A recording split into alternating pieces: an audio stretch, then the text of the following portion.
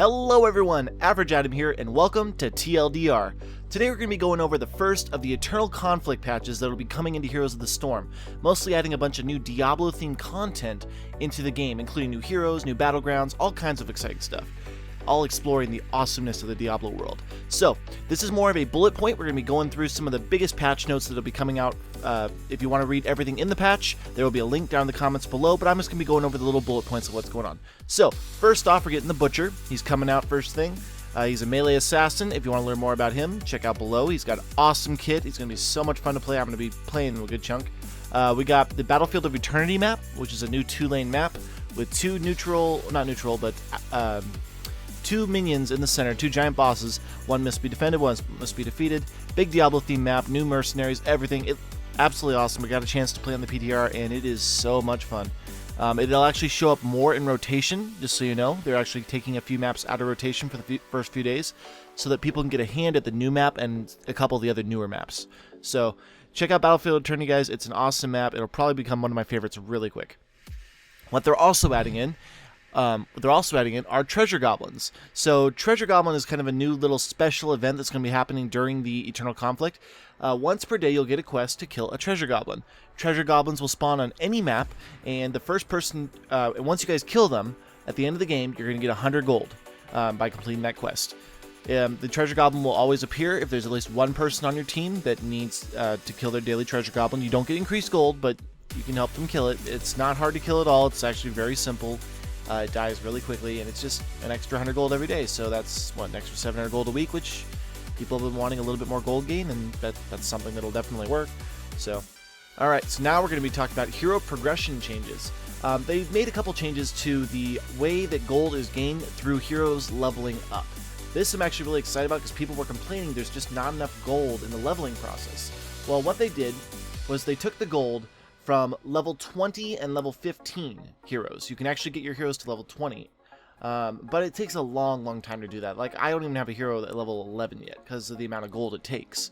So what they did, the level 15 reward used to be 1,250 gold. They lowered that down by 250. The level 20 hero reward was 2,500 gold. They lowered that down to 2,000, essentially taking that 750 gold and adding it in at level 9. So along with your master portrait, you will also get 750 gold for hitting level 9. If you already have heroes that are at or above level 9, you will actually be rewarded that extra 750 gold per hero. I myself took a look today, and it turns out I have 8 heroes at level 9 or above. So that means I'm going to get rewarded with 6,000 gold upon logging in. Absolutely awesome, more gold. And another reason for you guys to want to level up a hero to another level, another tier of level, to get some more gold, to buy more heroes, to buy master skins, whatever. So absolutely awesome. I'm glad they did that. It's definitely a good change. I don't know anyone that has a level 20 hero yet, so very good change. I'm quite excited that they did that. All right, now we're going to go up to the hero role column, which has been added to the score screen by hitting tab. It used to be healing done, and you could see all the healing done. Now it's the hero role tab. So if you look and you see as a healer, it'll tell you how much healing you've done it by your role. If you are a warrior, it'll tell you how much damage you have taken, which is very good, because one of my favorite stats when I played League of Legends was I like to see as a tank how much damage I absorbed for my team. And this is going to be very exciting to see exactly how much damage the enemy team wasted hitting you. And as Johanna's, they're going to be very excited to see how much damage they absorbed. I mean, that's absolutely ridiculous. I love that. It's a great change. Small change. People like looking at their stats. I love looking at my stats. This is going to make things a lot better. Alright, so now some unstoppable changes. And by that I mean some heroes were going unstoppable at times when they shouldn't have. This includes most heroes that have leaps and most heroes that have dashes. Now, they were causing a brief period of unstoppability where they could not be CC'd in any way. Well, this has been fixed, and now they can be interrupted in mid-movement. So, this includes Chen's flying kick, Falstad's barrel roll, Illidan's dive, Illidan's sweeping strikes talent with the unbound talent on his sweeping strikes, and Kerrigan's ravage, her little leap. So, they were becoming invulnerable when they used those abilities. It was unintended. So, this is actually going to hurt Illidan probably more than anyone, because he was becoming invulnerable a lot. It was really hard to stun him or anything. So a little bit of a nerf to those guys, but I think it was necessary. Too much invulnerability was really getting to be a bit out of hand. Next, we're going to go over dazes. So what a daze is it's a new status effect.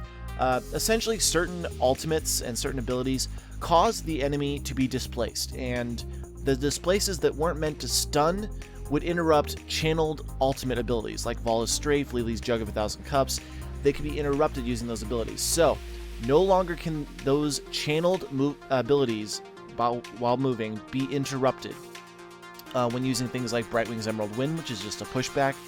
Same with Chen's Wandering Keg, ETC's Face Melt, Falstad's Mighty Gust, Kerrigan's Primal Grasp, Rainer's Penetrating Round. He does still have a talent that makes a stun. Sergeant Hammer's Concussive Blast, and Tychus' Frag Grenade. So those will now daze the opponent, which I'm assuming can push back people that are... it'll push back people, but it won't stun people anymore, which is really good. It means Lili will be more useful using Jug. She won't get hit as often. Strafe will be used more often. More people have been turning to her other ultimate, her other heroic ability. Very, very good change, and I'm glad that they have this new status effect in the game. Next, we're going to be going over blind changes. So blinds are a little bit different. Before, originally when the game came out, blinds were just next couple auto attacks would miss by the hero that got blinded. Well, now it's more in line with other games like League of Legends blinds, where a blind is a duration effect all auto attacks will miss. Very happy that affects Lili's Blinding Wind, Johanna's Shield Glare, and any other blinds in the game. So, blinds are now a duration thing. I'm glad they did that, and I'm sure we'll see more heroes with blinds in the future. Next, we're going to be going over Cleanse. So, Cleanse was a very good talent. Only a couple heroes had it, but now all heroes, all supports, minus Tassadar and Tyrande, now have access to Cleanse at level 7. So Cleanse is a great talent. It stops all CC abilities, and if you have a very CC heavy team, it'll be a great talent choice to take. And yeah, it's going to be absolutely awesome. It does compete with some really good talents, so it's on a good tier, so it won't be the end-all talent, but it'll be definitely a good option for all those supports out there. Another thing now, retargetable heroic abilities after death. So some heroes have summonable heroics, which summon an extra unit onto the battlefield. Well, a lot of those, after the hero dies, the summon kind of goes stupid. They just kind of stands around, it'll attack the wrong enemy. Well now, even if those heroes die, the summonable heroic abilities will still be able to be moved around in death.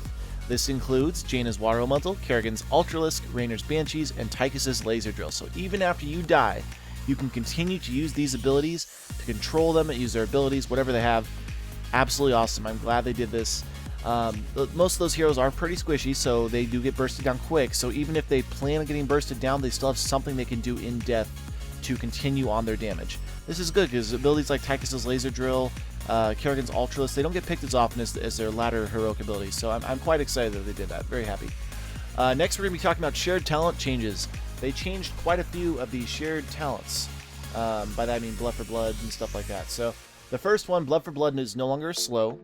The damage has been nerfed by about a third, but it also increases by, 100% more health. So it'll take 10% of the target's maximum health and heal for 200% of that amount, which is really good. It's not a slow now. It's not a really heavy damage thing now. It's actually more of a heal, which is really good. You can use it as a small damage hit for 10% health and a heal. It no longer slows. But that's really good. I'm glad they did that because teams were stacking Blood for Blood. It was probably the most powerful level 16 talent choice. Conjurer's Pursuit and Regeneration Master, the health globe stacking. No longer do you have to stack by 3s, guys. Every single health globe will give you permanent stats. So they got rid of the initial. So it initially, like when you initially took Conjurer's Pursuit, you got half of a mana regen flat on go. Now every globe you get will be 0.1% mana regen, stacking indefinitely. So you actually get more stats per health globe with this talent. And it's every single health globe you'll notice considerable changes and you getting better and better, no longer stacking to 3s. I love that. Same with the health regen. It's a flat 1.5 health regen per health globe that you pick up. Absolutely awesome. I'm glad they did that. Next we got Envenom. Envenom was really good because over 5 seconds it did a ton of damage and would often kill people. Well, it got nerfed and now it does its damage over 10 seconds, meaning people have more time to react to it. They can sippy cup, they can heal through it, run to a healer. There's more time to react to being envenomed. Promote was also a very, very evil talent that's finally getting some good changes. Minions used to get a lot of health and a lot of attack power, 300% health, 100% attack damage. Instead, now they take 75% reduced damage from non-heroic targets and deal 100% bonus damage to only non-heroic targets. So basically, they'll be easier to kill, essentially, is what's going on here. The stats equal about to what they were before, but it doesn't take forever for a hero to burst down a promoted minion. Promoted minions are really, really notoriously hard to kill.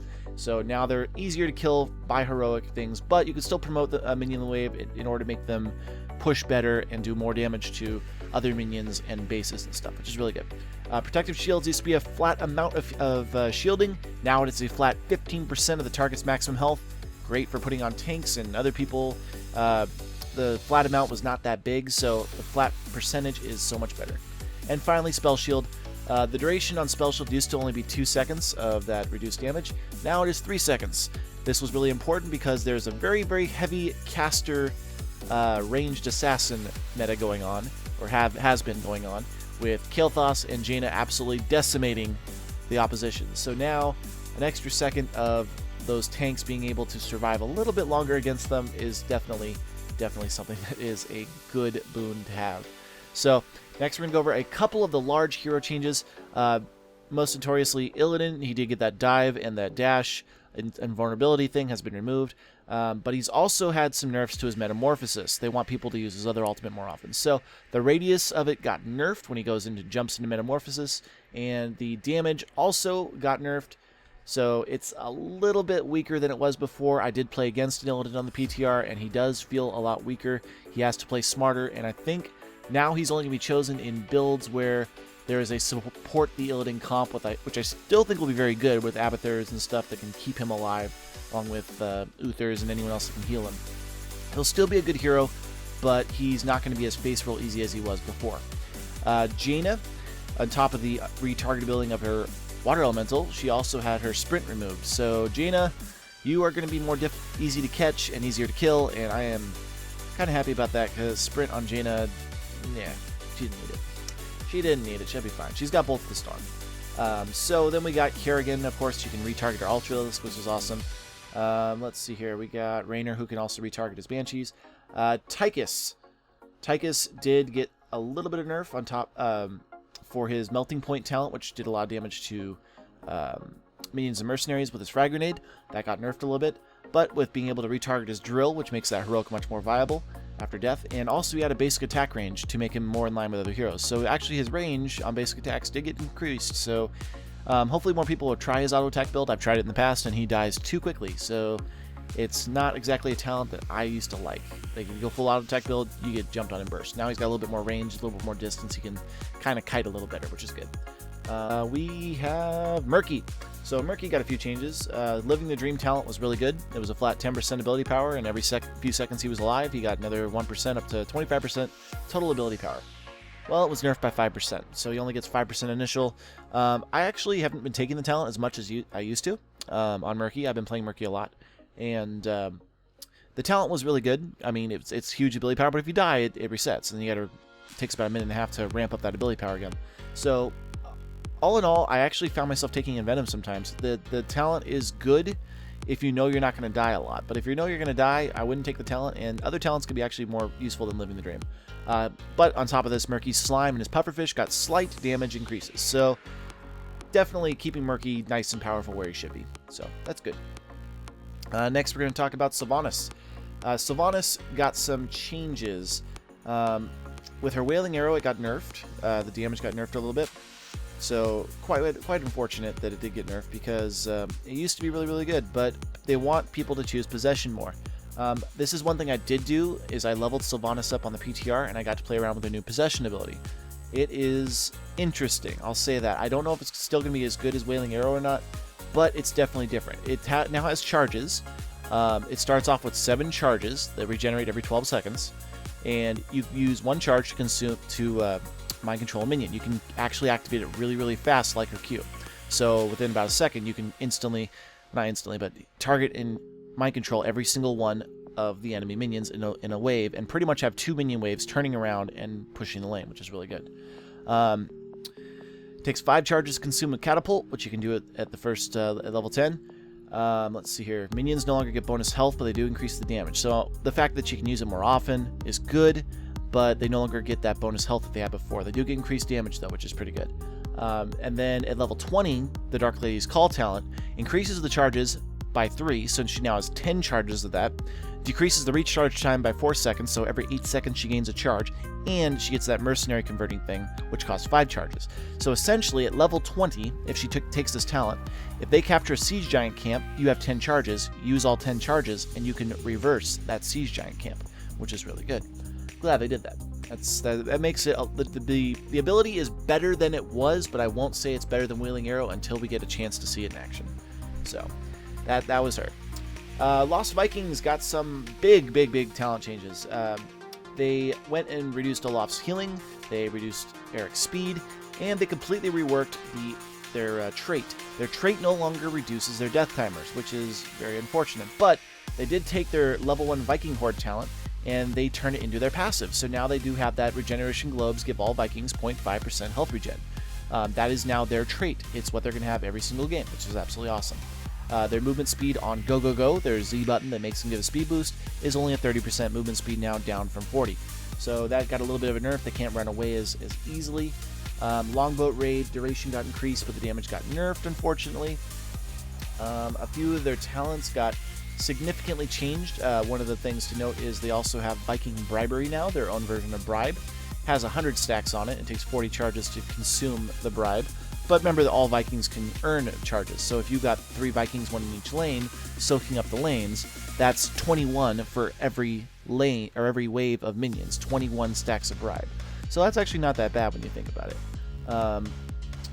Let's see here. And then, the other biggest change to them is they can no longer get all 3 of their abilities. These are the abilities they can talent into, which include their jump, their Norse Force, and their spin to win.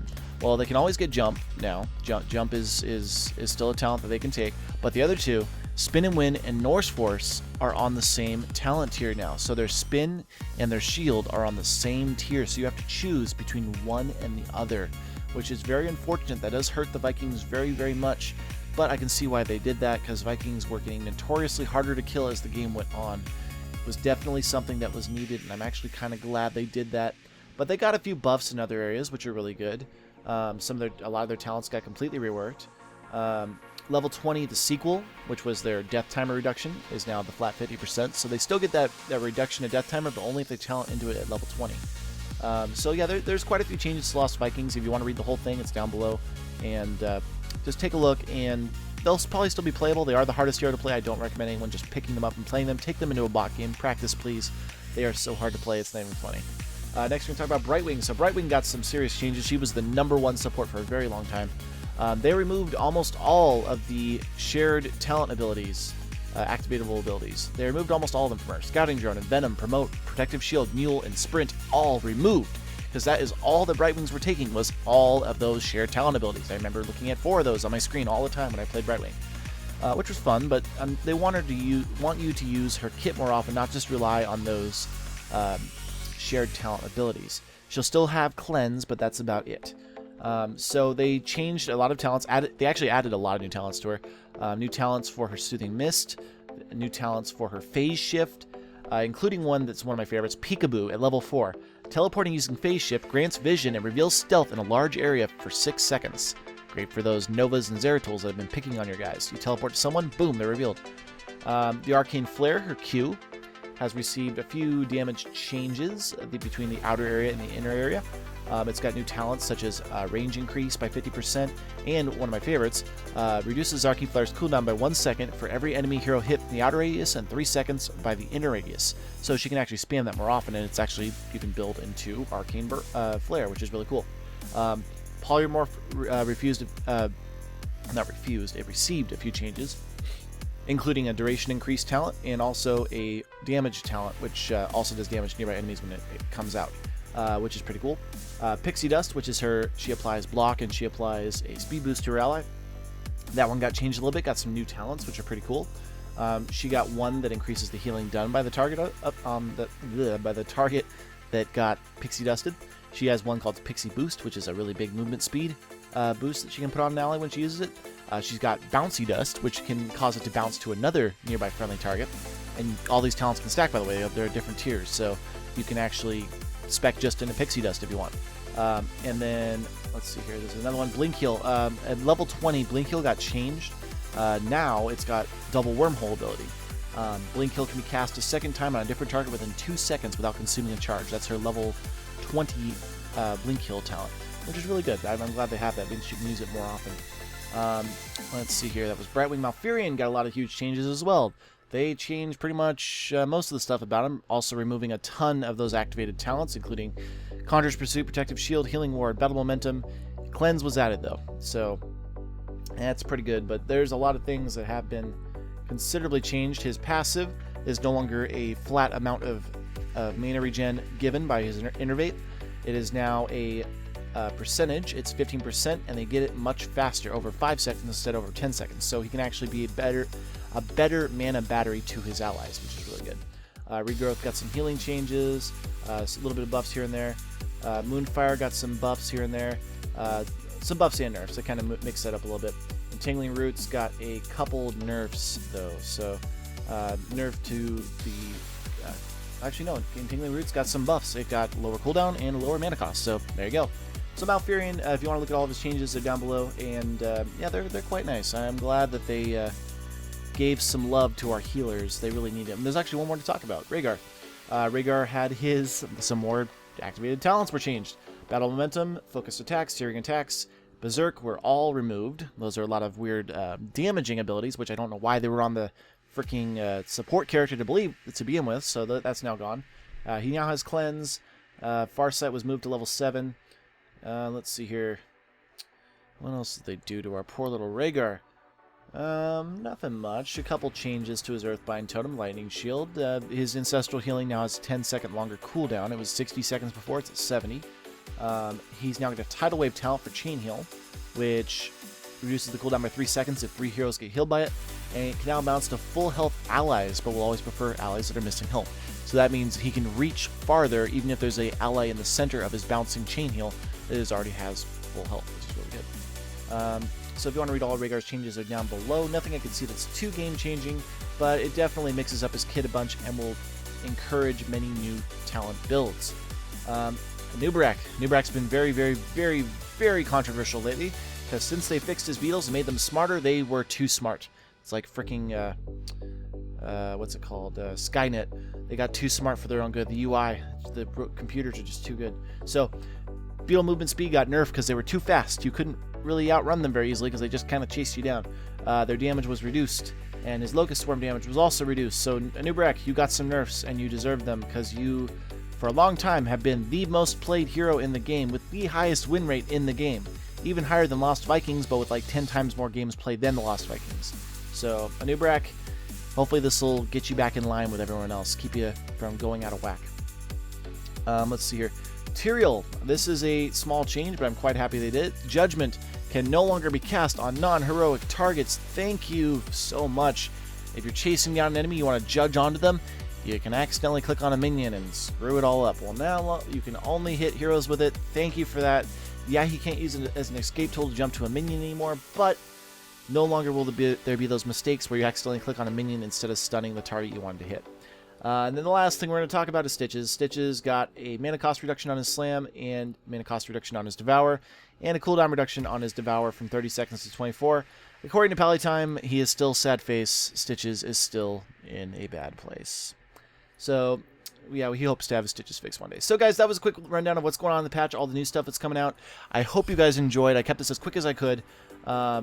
Be sure to jump in this week, get your extra gold for those level 9 plus heroes. Join us in the Eternal Conflict. Check out my channel for some Butcher content coming out. And we'll see you guys in the next one, guys. This has been Average Adam, TLDR. See you all later.